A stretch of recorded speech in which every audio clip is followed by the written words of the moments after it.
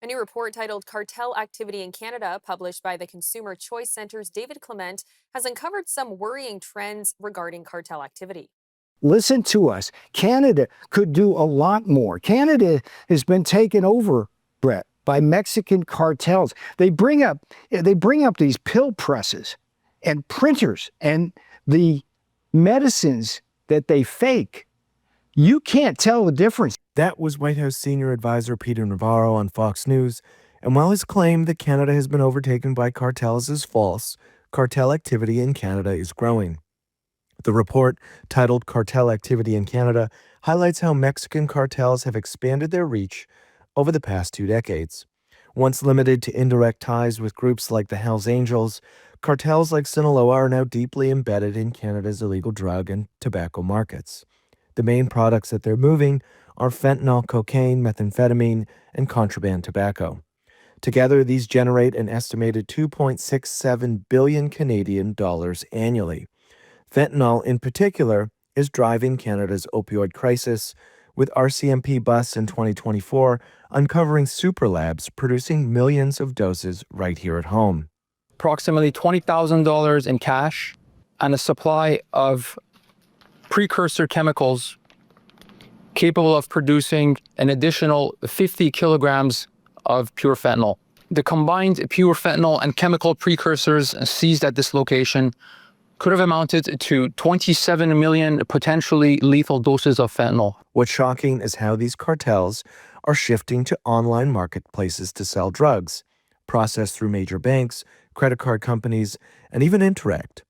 Canada Post is unwittingly delivering these illegal goods directly to buyers' doors.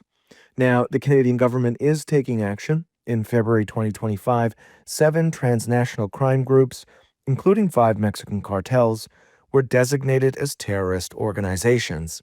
This morning, we are announcing that the Government of Canada is listing 7 transnational criminal organizations as terrorist entities under Canada's Criminal Code. Transnational criminal organizations, including cartels, play a leading role in the production and distribution of fentanyl throughout Canada. This could mean serious consequences for financial institutions facilitating these transactions, because facilitating cartel activity now carries the same consequences as coordinating with other terror organizations like Al-Qaeda, Hamas, or Hezbollah. I'm now joined in studio by David Clement, author of the report. David, I want to start with one of the most shocking aspects of the report, which was the shift to online sales. Could you walk us through how exactly this works? Yeah, so in kind of digging into the issue, it all started, Peter Navarro, his claim is false. Canada isn't overrun by cartels. But we do know from the RCMP that their footprint in Canada has grown over the last, let's say, 20 years. And what is the most concerning part of this is the online sales aspect. So in my report, I identified 30 plus websites, less than, I'd say 9 or so, there are many more, who are actually delivering and facilitating orders online in the same way that you would order from Amazon. And so you have people, Canadians, who can literally buy cocaine, methamphetamine, ketamine, you name it, have it processed through Interact or a credit card, have it delivered to your door via Canada Post. In some instances, depending on how much you buy, you can actually get it insured via Canada Post if the price is higher than whatever their threshold is. And so we see the proliferation of the movement of these drugs, which we know that cartels and other criminal organizations are responsible for either producing or getting into Canada, moving across the country as if it was Amazon. And that should worry everyone, not just in the context of Canada-US relations, because Canadians are generally pretty sour about Donald Trump, rightfully so. But it's also a major public safety problem. All right, this is kind of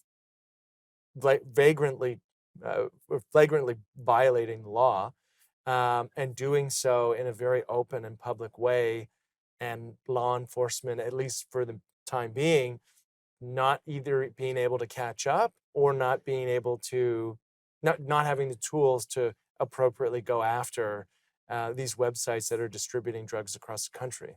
But do these financial institutions know about these transactions, or should they? Yeah, so they should. Do they know is kind of an open question. Um, I'll walk you through just how brazen some of these websites are. They'll give you the instructions on how to e-transfer the money to pay for, let's say, cocaine. The email associated with whatever deposit account is out there is on the website. So you can see the email in which you're transferring money to.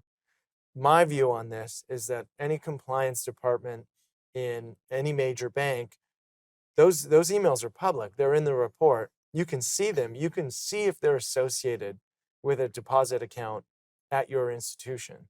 And that should be the easiest step for banks or credit unions or whatever other financial institutions are being used to start to crack down on this, because they obviously have an obligation to not facilitate illegal transactions. And then on Canada Post, that one's a little trickier because they don't necessarily inspect everything that they're picking up, and things can be discreetly packaged in order to try and sweep it under the rug. But if law enforcement were given the tools or had the willingness or eagerness to do something about it, we're talking about large volumes of drugs, and they're coming, for the most part, they must be coming from central locations. And so there, with any type of increased law enforcement pressure, there would be an avenue to ensure that Canada Post isn't becoming the largest drug distributor in the country. Now, we know that cartels have been moving illegal drugs for a long time now, but you also point out in your report that they are moving illegal tobacco. How exactly does that work? Yeah, it's predominantly through Indigenous reserves, and what we're seeing is a couple different instances. One is they're trading cigarettes or trading guns for cigarettes, and bringing those cigarettes to Mexico. And actually, Mexican authorities have complained that they're losing a substantial amount of tax revenue because these are all untaxed. The other is that they're actually using this as a means to generate income, because the cartels aren't just limited to drugs. They'll do anything that can make money. And they don't care about the law, obviously. And the price disparity on legal cigarettes versus illegal cigarettes is probably 50 to 70% cheaper. And so there's a huge avenue there for them to make a lot of money distributing cigarettes, like they make a lot of money distributing cocaine or any other substance. What has the response been from policymakers to your report? So my conversations in Ottawa have been, I would say, timid, but positive, where when policymakers are kind of informed of this trend, they realize it's a problem. Most of them don't realize that these online drug marketplaces are all over the place. In many instances, advertising on social media. After I published the report, I got a bunch of tweets being like, "Hey, I screenshotted this advertisement from one of the websites you mentioned that was on Facebook or X or Twitter or Instagram." So there's been more awareness in that sense. From the law enforcement community, I've had a lot of people reach out to me, including active police officers, being like, "Yeah, this is a real problem. Nobody's really talking about it yet." And I think part of the reason why there hasn't been enough of a conversation is that there's a middle ground between Donald Trump's egregious claims are correct and there's no problem at all. And we have this knee-jerk reaction to oppose what the Trump administration says by saying it's not a problem at all. And there's somewhere in the middle here, which is really what I was trying to get at in the report, is like, well, what actually is the size and scope of this problem?